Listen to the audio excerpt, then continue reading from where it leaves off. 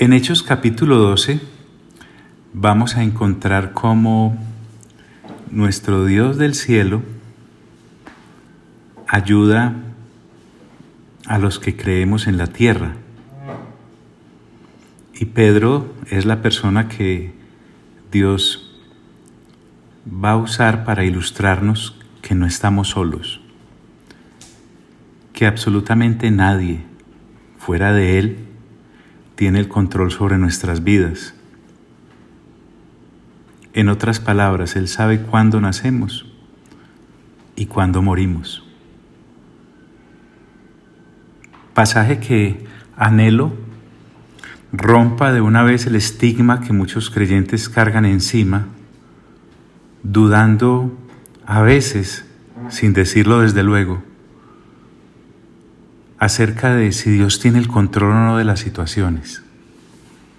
Claro que las tiene, en todas las edades.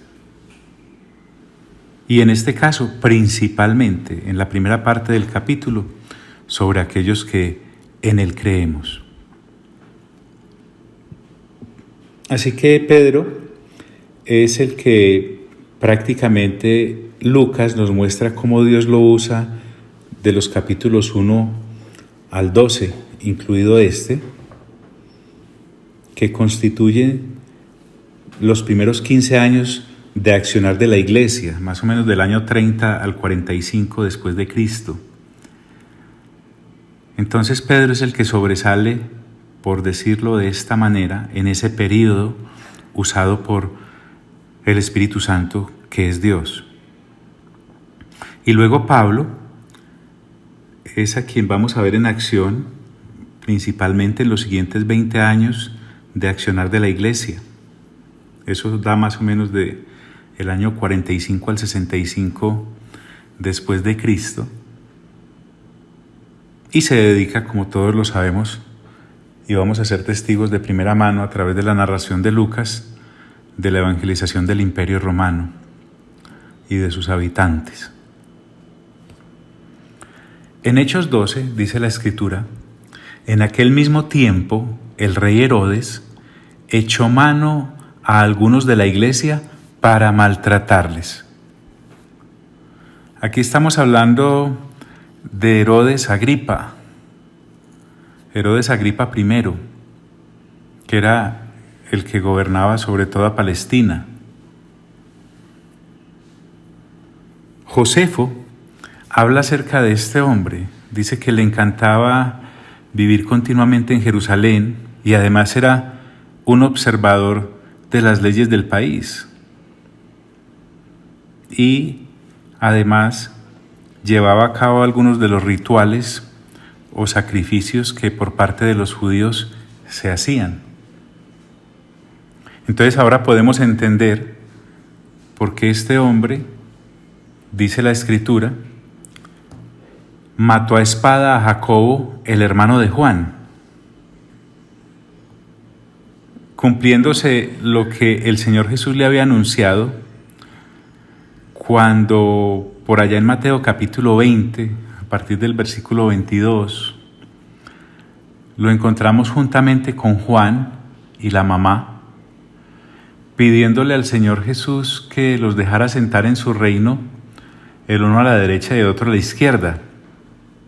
Y una de las cosas que el Señor Jesús les pregunta es si podrían beber de la copa que Él iba a beber, desde luego refiriéndose a la muerte que iba a sufrir. Y ellos dijeron sí.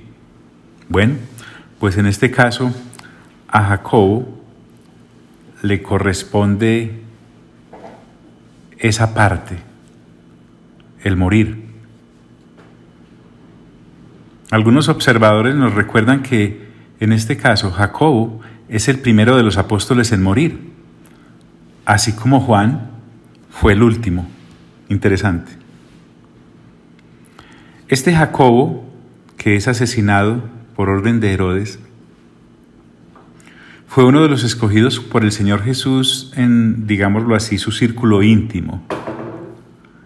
Lo vemos en la casa de Jairo, cuando el Señor Jesús saca a todas las personas, pero lo deja a él con otros dos de los apóstoles. Lo vemos en el monte de la Transfiguración con otros 2 apóstoles, y lo vemos en Getsemaní cuando el Señor Jesús está orando intensamente y los invita a ellos a orar.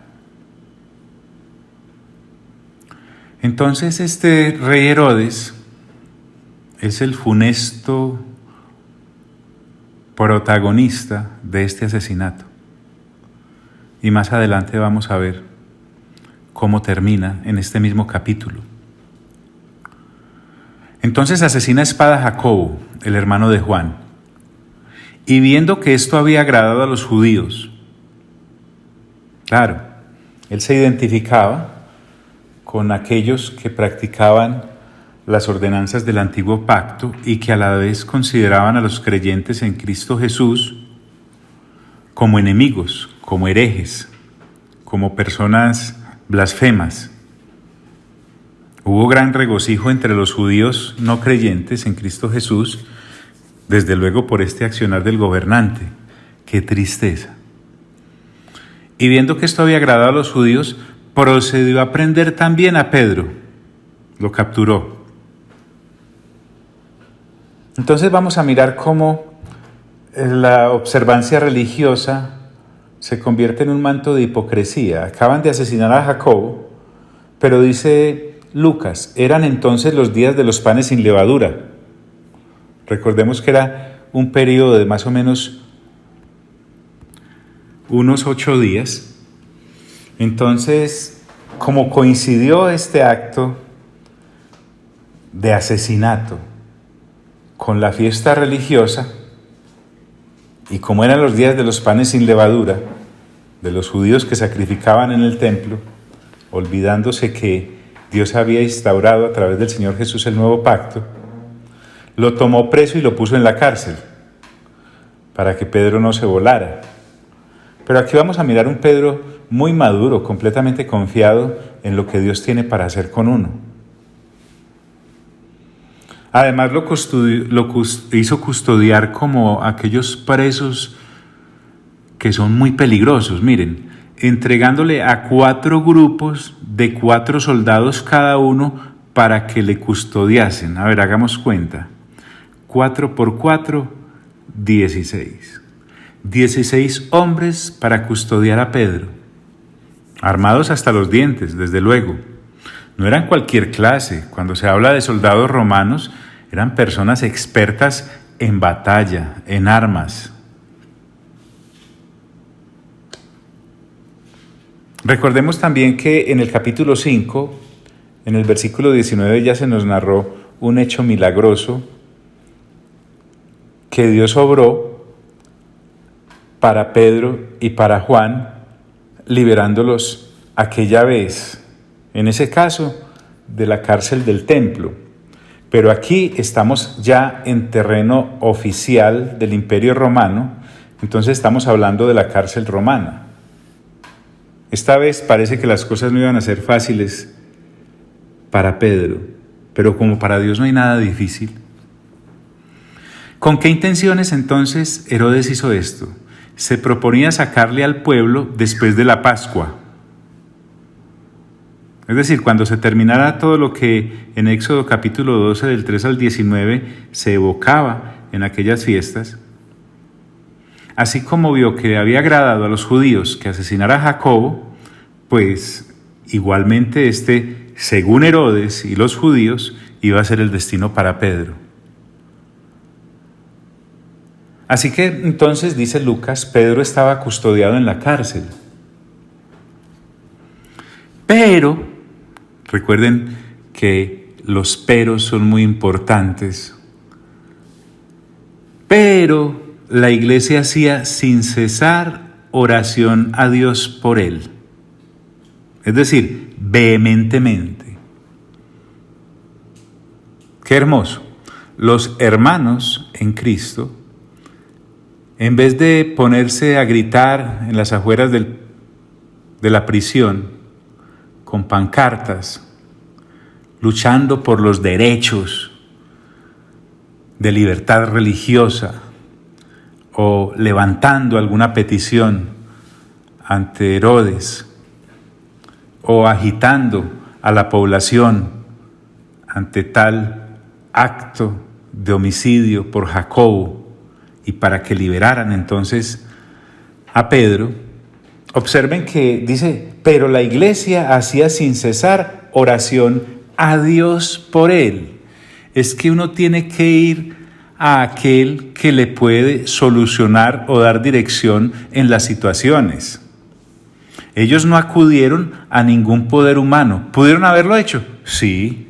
Usted y yo conocemos muchos creyentes que ante una situación lo último que hacen es orar. O sea, para algunos creyentes hoy en día, porque no voy a hablar de los que no son creyentes, su último recurso es orar. Pero para un creyente, aquella persona nacida de nuevo con mente renovada, su único y principal recurso es la oración dirigida a Dios. Y notemos que oraban por Pedro, que aún estaba vivo, porque ya dice las Sagradas Escrituras que mientras hay vida hay esperanza. No oraron por Jacobo, que ya estaba muerto,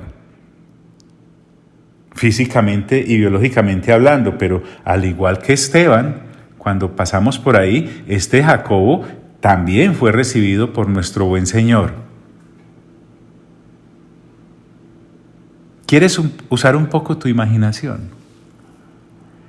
Si a Esteban se le abrieron los cielos y pudo ver al Padre y al Hijo, y fue bien recibido, estamos seguros de eso, ¿cómo sería el recibimiento que el Señor Jesús le hace a Jacobo? ¿Cuántas cosas no podrían recordar y evocar? Su ministerio terrenal, sus peticiones salidas de tono, como cuando fue con la mamá y su hermano a pedirle que en su reino los colocara uno a la izquierda y el otro a la derecha.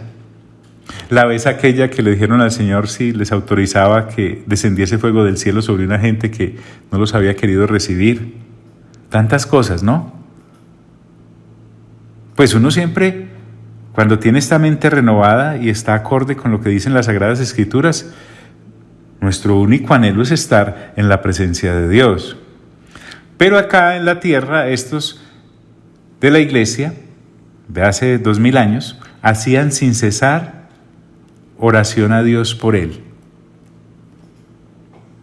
Entonces, Lucas, que es un excelente narrador, dice que cuando Herodes le iba a sacar, es decir, había finalizado la fiesta religiosa, que había que respetar.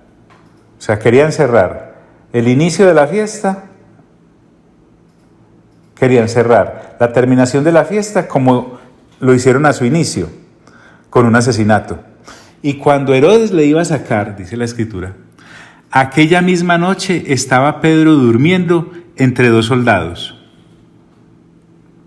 O sea, el hombre estaba encadenado. En ese grupo cercano de vigilancia a Pedro, de esos 4 soldados, 2 estaban con él dentro de la celda. Y cada soldado tenía uno de sus brazos encadenado a uno de los de Pedro. Qué incomodidad en todo caso para dormir. Y los otros 2 estaban afuera. Eso es más o menos lo que se hacía en las prisiones romanas con los prisioneros que necesitaban ser muy custodiados, como en este caso Pedro. Aquella misma noche estaba Pedro durmiendo entre 2 soldados.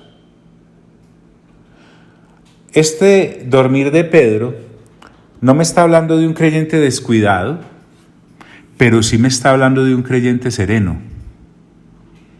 Pedro seguramente tenía en su cabeza los salmos por renovación juiciosa del entendimiento, y después de haber hablado con Dios como era su costumbre, recuerden que nuevamente encontramos acá a la iglesia orando por Pedro, porque cada uno de los capítulos de Hechos, o en su gran mayoría mejor, tiene una referencia a la oración. Pero entonces Pedro seguramente después de orar, como era normal en él, y debe serlo en todo creyente, nos recuerda lo del Salmo. en paz me acostaré y asimismo dormiré, porque solo tú, Señor, me haces vivir confiado.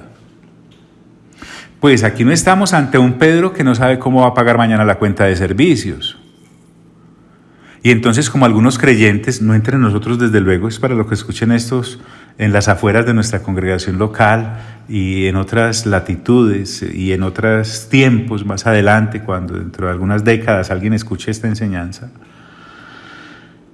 Entonces, ¿por qué pasaste la noche en vela? ¿Estás flaco y ojeroso? ¿Qué te pasó? No, hermano, es que no tengo con qué mercar y entonces me pasé toda la noche como si entonces esa pérdida de sueño le fuera a dar a uno provisión al otro día. No. Aquí estamos ante un Pedro que al otro día lo matan. Él no está llorando ni gritando entre los barrotes, ayúdenme. Él no está diciéndole a los demás presos que estaban en las otras celdas, ¡qué injusticia! Ustedes sí están aquí porque robaron, yo estoy aquí porque predico a nuestro Señor, me ha abandonado. Como algunas veces uno ha podido escuchar a algunas personas que por lo difícil de su situación, entonces no controlan su boca a través de la oración, presentando sus peticiones a Dios, sino que dejan salir palabras de las cuales después indudablemente se tienen que arrepentir por haber dudado de Dios. Ahora, Lucas no nos cita cuál fue la oración de Pedro durante esos días en prisión, pero podríamos decir que seguramente oró así: Señor, si este es mi tiempo, qué bueno, voy a tu presencia, y si no lo es, ya tú sabrás cómo vas a hacer. Yo hago lo posible, que es creer, tú haces lo imposible, que es actuar conforme a la oración.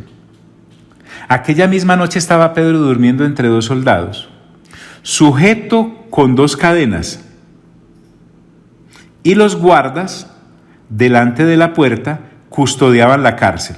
Entonces quedamos en que eran 4x4, 16, 4 cercanos a Pedro, 4 en una guardia más adelante, 4 en una guardia más adelante y seguramente 4 ya a la salida de la prisión. John, ¿pero para qué entrar en tanto detalle? Pues porque no tenemos afán. Y es para que miremos que la situación de Pedro no era la más fácil, no era la más sencilla. Sujeto con 2 cadenas y los guardas delante de la puerta custodiaban la cárcel. Esa es la situación. En lo humano, súper difícil. Lo había enviado a prisión el hombre más poderoso en ese momento, por lo menos en esa región. La religión oficial lo estaba aplaudiendo. Pero, dice la Escritura, y he aquí que se presentó un ángel del Señor y una luz resplandeció en la cárcel. Aquí no estamos hablando de la luz mortecina de las antorchas que seguramente iluminaban la prisión. No, estamos hablando de una luz que rodea a este ángel y entonces a su llegada a la cárcel todo resplandece. Cuando Dios envía a sus mensajeros, se hace sentir. Así como en Lucas capítulo 2, cuando se les anunció el nacimiento de nuestro buen Señor a los pastores. Siempre que ha de ocurrir algo así, la gran mayoría de las veces Dios responde. Y una de ellas es a través de ángeles. ¿O no vimos pues un ángel visitando a Cornelio? ¿No vimos también un ángel del Señor liberando a Pedro y a Juan en capítulos anteriores? ¿No vimos pues ángeles en Hechos capítulo 1 cuando le explican a los que se quedaron mirando cómo el Señor Jesús ascendió y se ocultó allá tras las nubes y les dijeron a los discípulos, así como lo vieron irse, lo van a ver volver? Tranquis. y he aquí se presentó un ángel del Señor y una luz resplandeció en la cárcel. Pensemos que Dios está respondiendo la oración de los que estaban orando allá. La iglesia oraba fervientemente por Pedro. Pensemos también que Dios a veces no necesita ni de nuestras oraciones para hacer las cosas, pues porque por falta de oración tampoco es que Dios va a dejar de actuar. No. Hay un plan para Pedro. Todavía no es la hora de que Pedro muera, como si era la hora de Jacobo. Pero Pedro no era su momento aún. A Pedro todavía le faltaban varias cositas, entre otras cosas escribir las cartas de primera y segunda de Pedro, ayudarle a Marcos en la ilustración de su evangelio, tantas cosas, ¿no? A propósito, ya vimos en una conferencia anterior que Pedro nos recuerda en una de sus cartas que ya sí el Señor le dijo que se tenía que ir y que tenía que dejar este cuerpo. Y he aquí, aquí en Hechos no era el tiempo, y he aquí que se presentó un ángel del Señor y una luz resplandeció en la cárcel. Y tocando a Pedro en el costado, le despertó diciendo, o sea, lo tocó así, en el costadito. Pedro era de sueño profundo, ¿no? Me imagino que también lo llamó 3 veces. Pedro. Y en medio de esa situación, el ángel le dice a Pedro, levántate pronto. ¿Llevaría alguna ganzúa para soltar los cerrojos de las cadenas? No, dice la Escritura. Y las cadenas se le cayeron de las manos. Levántate, Pedro, pronto. Aquí no se sentó el ángel a convencer a Pedro, no entró en un diálogo con Pedro de largo, a ver si creía que había una liberación o no. No. Levántate pronto. Y las cadenas se le cayeron de las manos. Y le dijo el ángel, cíñete, o sea, ponte tu ropa, y átate las sandalias, cálzate. Y entonces Pedro lo hizo así. Hasta el momento Pedro no ha dicho nada. Sencillamente él está obedeciendo. Le dijo el ángel, cíñete y átate las sandalias, y lo hizo así.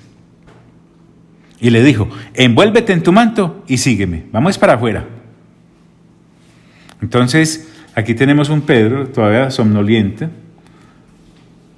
vestido, con las sandalias bien puestas y siguiendo al ángel. Y le dijo, envuélvete en tu manto y sígueme. Recordemos, por favor, no lo pierda de vista, que hay 16 seres humanos altamente entrenados en armas, completamente despiertos, porque soldado que se dormía en el Imperio Romano, la sanción era tenaz, así que los tenemos ahí bien, prestos. Pero también estamos mirando cómo el mundo espiritual y el mundo visual ahora han entrado en contacto, porque Dios decidió que a Pedro había que sacarlo de ahí. Y cuando Dios dice que te va a sacar, te saca. Ay, pero es que Herodes viene detrás de mí. Te saca. Ay, pero es que los judíos andan detrás de mí. Te saca. Ay, pero es que Pedro está dormido. Lo saca, dormido y todo. Y le dijo, envuélvete en tu manto y sígueme. Y saliendo, le seguía.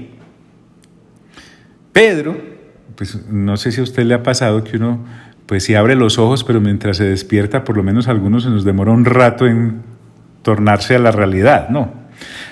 Pero no sabía que era verdad, Pedro, lo que hacía el ángel, sino que pensaba que veía una visión, ¿cierto? Un sueño. Es que definitivamente a los creyentes les pasan cosas extraordinarias. ¿Saben por qué? Porque tenemos un Dios extraordinario. ¿No has estado en alguna situación en la que tú dices, ¿cómo me sacó Dios de esta? Esto parece un sueño. Impresionante que uno diciéndose creyente a veces use tanto esa palabra, increíble. Pero no sabía que era verdad lo que hacía el ángel, sino que pensaba que veía una visión. Habiendo pasado la primera y la segunda guardia, recuerden, ya explicamos que cada 4 guardias era una guardia, o sea, ese era un grupo, primer grupo, segundo, había 4 grupos ahí. Entonces pasa la primera y la segunda guardia, es decir, los que estaban en primera línea con Pedro allá adentro, La siguiente línea, y faltan las siguientes dos. Habiendo pasado la primera y la segunda guardia, llegaron a la puerta de hierro que daba a la ciudad, la cual se les abrió por sí misma. Recuerden, se le cayeron las cadenas de las manos. Y ahora la puerta que da a la calle se les abrió por sí misma. Impresionante. Por sí misma. Es que Dios es Dios. ¿Cómo explicar, por ejemplo, esto? Se necesita fe. El ángel pues no tuvo necesidad de abrir puertas y para poder entrar a donde estaba Pedro. Es un ser espiritual completamente. Pues no se iba a caer enredado ahí en los barrotes de la entrada. No, él entró porque así funcionan las cosas en el reino. Nosotros en nuestro momento, cuando recibamos nuestro cuerpo glorioso, también sucederán cosas así. Miremos cuando el Señor Jesús resucita, Él llega al lugar donde estaban escondidos. Iba a decir reunidos, pero recuerden que era escondidos los discípulos por temor a lo que se había desatado por la muerte del Señor. Y sin abrir la puerta, entró donde ellos estaban. O con aquellos dos discípulos, como dice Lucas, camino de Emaús, se fue caminando con ellos, 11 kilómetros más o menos hay de Jerusalén a Emaús. Cuando se les da a conocer, pues los discípulos sí se tuvieron que devolver caminando. El Señor Jesús se desaparece y allá está, nuevamente donde quería, porque tenemos esa virtud en ese cuerpo glorioso de hacer todas estas cosas que ahora nos está narrando Lucas. A propósito, no puedo dejar de decirlo nuevamente, Lucas es un médico. ¿Cuántos médicos no tienen en su mente intelectual, en su mente académica, como galenos? ¿Cuántos se desgastan si habrá alma y habrá cuerpo y espíritu, en fin? Pero aquí estamos, un hombre lleno de fe, que no ha renunciado a su medicina, porque lo vemos en algunas cartas mencionado por Pablo como el médico amado, pero él no tiene problema en saber que para Dios no hay nada imposible. Recordemos que el Señor Jesús está con los discípulos 40 días y allá en Hechos capítulo 1, en determinado momento, empieza él a subir hasta que la nube lo oculta. Entonces las puertas se abren porque es que Pedro todavía no está en ese cuerpo glorioso. Y por eso las cadenas tienen que soltarlo y por eso la puerta se abre. Llegaron a la puerta de hierro que daba a la ciudad, la cual se les abrió por sí misma. Y salidos, el ángel y Pedro, pasaron una calle y luego el ángel se apartó de él. ¿Te das cuenta? Aquí tenemos un siervo de Dios llamado Ángel X, que una vez cumplió su misión, como para él es normal cumplir esa clase de misiones, ¡pum!, se va. Él no se quedó diciéndole a Pedro, bueno, mira, yo soy tu ángel de la guardia, tu dulce compañía, no te desamparo ni de noche ni de día. No, ni le dejó una novena para que le siguiera orando al ángel de las cadenas y de la puerta. No, es Dios obrando, pero ¿dónde? Pero, ¡ay!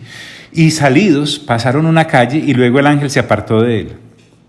Eso nos hace observar que la prisión estaba dentro de la ciudad y aquel que había sido preso por Herodes, que estaba custodiado por 16 hombres, ahora está libre. ¿Quién lo liberó? Dios. Entonces Pedro, volviendo en sí, dijo, empezó a pensar, bueno, ya estoy aquí afuera, ¿qué hago? Él no está planeando cómo fugarse, pues es que ya está afuera, lo sacaron. Él no está pensando a salir corriendo porque mañana a primera hora entonces vuelven y me apresan y me van a matar y yo no quiero morir. No. Pedro, de una manera madura, completamente consciente de que Dios es el que lo está protegiendo y lo está ayudando, dice, ahora entiendo verdaderamente que el Señor ha enviado su ángel. El hombre cae en cuenta. Es que Dios trabaja a una velocidad que uno no la puede seguir. Hay que hacer una pausa. Por eso dice la Escritura en el Salmo 1, bienaventurada aquella persona que en la ley de Dios medita de día y de noche. Nosotros necesitamos digerir lo que Dios está haciendo en estos afanes que las personas viven sin haber nacido de nuevo. Olvídate. En esos afanes en los que algunos creyentes nacidos de nuevo sin renovar entendimiento siguen. No les queda tiempo para meditar, para, como Pedro, verdaderamente caer en cuenta de lo que Dios ha hecho. ¿Cuántas veces Dios no ha hecho milagros incontables en nuestras vidas, pero no nos detenemos a pensar que fue Dios, sino que simplemente decimos, ay, yo tan de buenas. Ay, no es que a mí siempre me va bien. Ah, no es que a mí siempre se me abren las puertas. Ah, no, es que eso me pasa a mí porque es que yo. No, Pedro reflexiona. Y él dice, bueno, yo no soy tan hábil como para volarme. Esto tuvo que haber sido el Señor.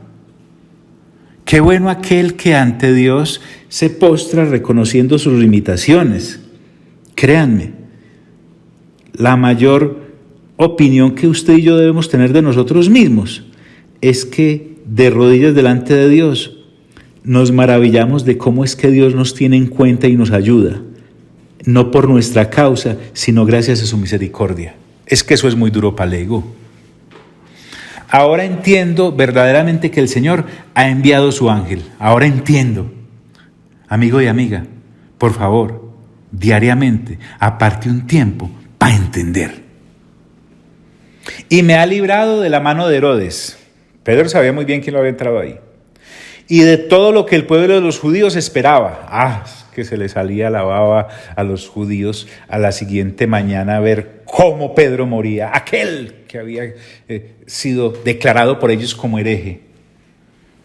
Pero bueno, como dice la sabiduría callejera, una cosa piensa el burro y otra cosa piensa el que lo arrea. Y me ha librado de la mano de Herodes, pensaba maltratarlo y matarlo, como hizo con Jacobo, y de todo lo que el pueblo de los judíos esperaba, los judíos religiosos, homicidas. Y habiendo considerado esto, nada a la carrera, al haber entendido y al haber comprendido la situación, dijo, bueno, si el Señor me sacó, debe ser con un propósito, ¿no? Mientras me lo muestra, ¿qué hago? ¿Y saben qué hace? Llegó a casa de María, la madre de Juan, el que tenía por sobrenombre Marcos. Sí, el que sabemos que escribió el Evangelio. Sí, que era muy cercano a Pedro. Sí, tanto que en esa casa, en la de María, la mamá de Juan Marcos, era donde estaba la reunión de oración. Entonces, necesitamos entender esto. Pedro no solamente le da la gloria y la honra al Señor, porque Él es el que lo ha liberado, sino que ahora cae en cuenta y dice, alguien tiene que estar orando. ¿Sabes, mi amado amigo y amiga? Cuando tú y yo no oramos, gracias a Dios, el Espíritu Santo toma a otra gente para que ore por nosotros. Mientras Pedro dormía, había gente orando. Así que no sigamos pensando que es por de buenas o porque somos el último refrigerio del desierto o que el planeta gira en torno a nosotros. No. Llegó a casa de María, la madre de Juan, el que tenía por sobrenombre Marcos, donde, dice Lucas, muchos estaban reunidos orando. Allá adentro, en ese grupo de oración, digámoslo así, en esa iglesia que oraba, había muchos, o sea que el lugar era espacioso. Entonces, ¿qué estaban orando? Estaban orando, no se estaban quejando. ¿Y qué era lo que oraban? Por Pedro, para que Dios obrara en él su perfecta voluntad. Y están tan concentrados orando, no hay nadie en la puerta, están concentrados orando. Cuando llamó Pedro a la puerta del patio, toc, toc, toc. No había timbres, recuerde, toc, toc, Toc. Llamó a la puerta del patio. Y salió a escuchar una muchacha llamada Rode, que significa rosa. Rosita salió a abrir. Debió haber salido con mucho tacto, pues, porque la persecución estaba al rojo vivo en ese momento. Herodes andaba metiendo presos creyentes para luego sacrificarlos en aras de no sé qué. Salió a escuchar a una muchacha llamada Rode, la cual, cuando reconoció la voz de Pedro, porque no le abrió, de gozo no abrió la puerta. Qué simpático. Uno recién salido de la cárcel de esa manera milagrosa, lo primero que necesita es un lugar para entrar. Y esta emocionada no abre la puerta. La voz de Pedro le era familiar. La alegría debió haber sido muy grande para ella, pero en vez de abrir, salió corriendo hacia los que estaban orando, dándole la buena nueva de que Pedro estaba a la puerta. Pedro está ahí afuera. Doña María, la mamá de Marcos. Marcos, gente, el Señor, don Pedro está ahí afuera, el apóstol. Pero aquí viene otra cosa impresionante. Créeme que, ¿saben? En el primer libro de Samuel se nos cuenta de una mujer llamada Ana. Ana, la esposa de Elcana. Recuerdan, era estéril, no podía tener hijos. Vivía muy afligida por la situación. Pero un día entró a la presencia de Dios a través de la oración. Ana significa oración. Y le habló con Dios. Recuerden, esa oración está por allá en el primer libro de Samuel. Y una vez presentó su petición ante Dios por el anhelo, el deseo de tener un hijo, dejó de llorar, dejó de ponerse triste y salió súper contenta. ¿Por qué? Personas como Ana nos recuerdan que una vez uno ha orado, debe entender que Dios lo ha escuchado y Él va a orar. Pero aquí tenemos unos creyentes bien interesantes. Y ellos le dijeron, ¿estás loca? Pero ella aseguraba que sí era. Cuando dijeron, ¿estás loca? Estás fuera de ti. Miren, uno le ora a Dios para que Dios obre y Dios puede obrar como le dé su santísima voluntad. Uno a veces le pide a Dios, Señor, que tal persona llegue a tus pies y clamas por ella. Dios verá qué método usa. A veces va a ser suave con esa persona, a veces va a ser muy duro, pero Dios que responde, responde. Lo simpático es creyentes que oren, presentan su petición, Dios le responde y consideran que es una locura la respuesta. Y ellos le dijeron, ¿estás loca? Pero ella aseguraba que sí era. Entonces, miren, no me da pena porque está en la escritura y se los debo leer. Dice, entonces ellos decían, es su ángel. Ahora tenemos unos creyentes llenos de mitos. La creencia judía era que cada persona tenía un ángel guardián que le había sido asignado. Y ese ángel era completamente parecido en su fisionomía a la persona a la cual custodiaba. Entonces miren que esto se llama orar con incredulidad. Lo primero que le dicen a Rosita es, loca, ¿cómo te ocurre? Es decir, pensamos que Dios está limitado para responder nuestras oraciones. Menos mal esas cosas no atajan a Dios. Yo creo que le dan es una risa. Dios debe vivir toteado de la risa allá en su trono, viendo, les voy a responder a estos para asustarlos, porque es que algunas personas oran de esta manera, pero no creen. Ahora, tratan de darle una explicación a la situación real de que Pedro está allá afuera tocando la puerta. A todas estas, recuerden Pedro allá, toc, toc, toc, que no van a abrir o qué. Entonces ellos decían, es su ángel. Mas Pedro persistía en llamar. ¿Qué situación más cómica? Nuevamente, lo hacemos con mucho respeto, pero es una situación muy cómica. Yo sé que usted en este momento, allí donde está recordando algunas veces en que Dios le ha respondido y usted se demora como 3 o 4 meses en creer todavía que Dios le respondió. ¿Qué tan seria es la actividad de la oración? ¿Qué tan serio es el oficio de orar? ¿Qué tan maduro debe ser el creyente para entender que una vez presentada la oración a Dios, punto, está presentada? Es más, algunos creyentes ya no oran. Oraron en un tiempo y ya no. O nunca han orado. Con razón, en un contexto de oración en el Evangelio de Lucas, el Señor Jesús, después de hablar acerca de una mujer que importunaba a un hombre que ni creía en Dios ni respetaba a los hombres, le pedía y le clamaba por justicia. Y este hombre, en la historia que el Señor cuenta, dice, como es tan inoportuna esta señora, le voy a hacer justicia. ¿Por qué? Porque ella no hacía sino rogar y rogar. Pero el Señor, aplicando la historia a la vida, dice, será cuando el Hijo del Hombre regrese, o sea, en su segunda venida, hallará fe en la tierra. Es decir, habrá gente que todavía ore. Y a propósito, quiero ahora resaltar algo. Creo que es en el 24:12 de Mateo que dice que que el amor de muchos se enfriará. Usted y yo encontramos en Apocalipsis, cuando en el capítulo 2 el Señor Jesús le hace una reconvención a los de la congregación de Éfeso, les dice, ustedes han dejado su primer amor. Tenemos que tener mucho cuidado. En este tiempo en que el sistema del mundo anda tan caído, con esto de la pandemia y de la epidemia, ¿será que es posible que el amor de muchos creyentes se enfríe y simplemente hasta dejen de orar o nunca lo han hecho?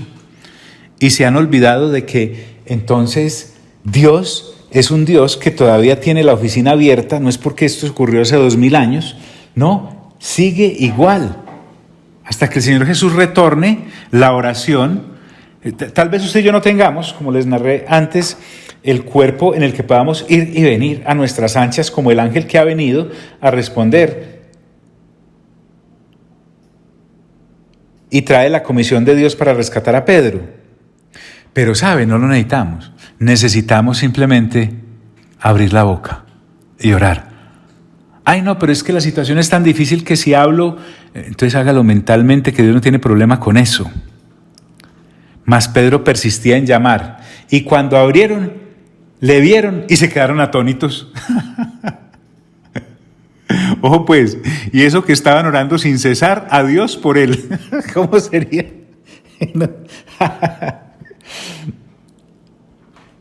Como nos ocurre hoy a muchos. Y cuando abrieron y le vieron, se quedaron atónitos.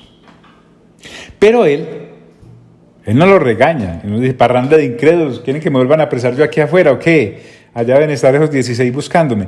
Pero él, haciéndoles con la mano señal de que callasen, hagan silencio, les contó cómo el Señor le había sacado de la cárcel. Les hizo entender también a ellos de que Dios, al que ora, le responde. Lo hace a su manera, pero le responde. Les contó cómo el Señor le había sacado de la cárcel. Y dijo, haced saber esto a Jacobo y a los hermanos, y salió y se fue a otro lugar. Aclaremos. En los primeros versículos de este capítulo vemos que Jacobo fue asesinado. Ese Jacobo es el hermano de Juan. El apóstol Jacobo, hermano del apóstol Juan. Ese es el que, por cuenta de Herodes, ha sido muerto. Este Jacobo, del cual está hablando aquí ahora Pedro, que le avisen, haced saber esto a Jacobo, es el hermano del Señor, el cual encontramos en Gálatas capítulo 1, versículo 19, el cual encontramos en este mismo libro, en Hechos 15, del 13 al 21, como un líder del concilio en Jerusalén, de la iglesia, o en Hechos 21, 18, que nos lo muestra como un principal dentro de la iglesia en Jerusalén. Vamos a ver después cómo este hombre fue usado grandemente también por Dios. Entonces, Pedro es un hombre que le dice, avísenle a los líderes de la congregación que estoy libre, específicamente a Jacobo. Y a los hermanos, no solamente, esto no se queda aquí en secreto, díganle a los hermanos que Dios me sacó. Y salió y se fue a otro lugar. Qué interesante. Pero por hoy vamos a detenernos ahí. Sería muy bueno que meditáramos en estos días y en vez de meditar solamente hablemos mucho con Dios. Habla con Dios de tus cosas, por favor. Pídele. No estamos al vaivén de las olas del mundo caído, no. El capitán de nuestro barco es firme. En este tiempo, el mundo es el que tiene tapado la boca con sus tapabocas. Nosotros no.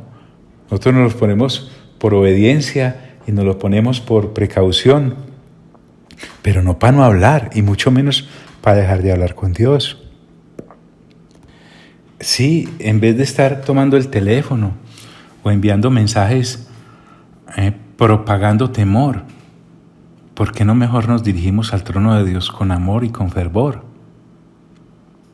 En este tiempo en que autoridades y científicos y muchos creyentes desubicados andan diciendo, todos nos vamos a enfermar, ¿por qué se nos olvida a nosotros que en Éxodo se nos narra que al pueblo de Dios solo lo tocaron 3 plagas de las 10 que hubo en Egipto? La de la sangre, la de las ranas y la de los piojos. Hasta ahí. ¿Por qué no podemos nosotros también ser guardados por Dios como guardó a su pueblo que habitaba en Gosén? ¿Por qué nosotros tenemos que hablar como hablan los del mundo si ya nosotros estando en el mundo no somos del mundo? John, entonces significa que ninguno de nosotros se va a enfermar ni ninguno va a morir. No, hombre, pero no te acabo de decir que en el capítulo que estamos viendo, en el versículo inicial, matan a Jacobo. Claro que nos podemos morir o nos podemos enfermar, pero ¿por qué tengo que andar proclamando eso? En vez de mirar que Dios también me puede librar y puede ayudar a nuestra familia, a nuestros hermanos, a nuestra congregación, a las demás congregaciones, a nuestras ciudades, a nuestro país, a nuestros gobiernos. ¡Hombre! Por eso dediquemos estos días a pensar cómo usamos esta boca y esa arma mortal llamada lengua que llevamos ahí dentro. Y hagamos oración sin cesar a Dios, para que Él obre como quiera.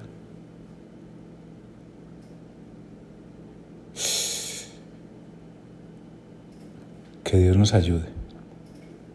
Amado Padre, te doy muchas gracias por tu palabra. Gracias porque hoy nos indica que tú eres el mismo, ayer, hoy y por los siglos. Gracias porque puedo hablar contigo de la familia, de los empleos, de las empresas, de las iglesias, del país, de la ciudad. Puedo orar incesantemente a ti, hablar contigo. Tú no tienes horarios para orar. Esa gente estaba clamando de noche. Pedro a veces oraba de día.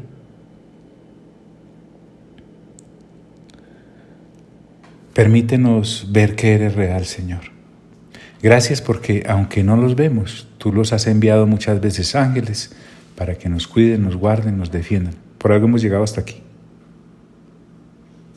Así que, amado Padre, a ti sea toda la gloria, toda la honra y todo el honor, por los siglos de los siglos de los siglos. Amén.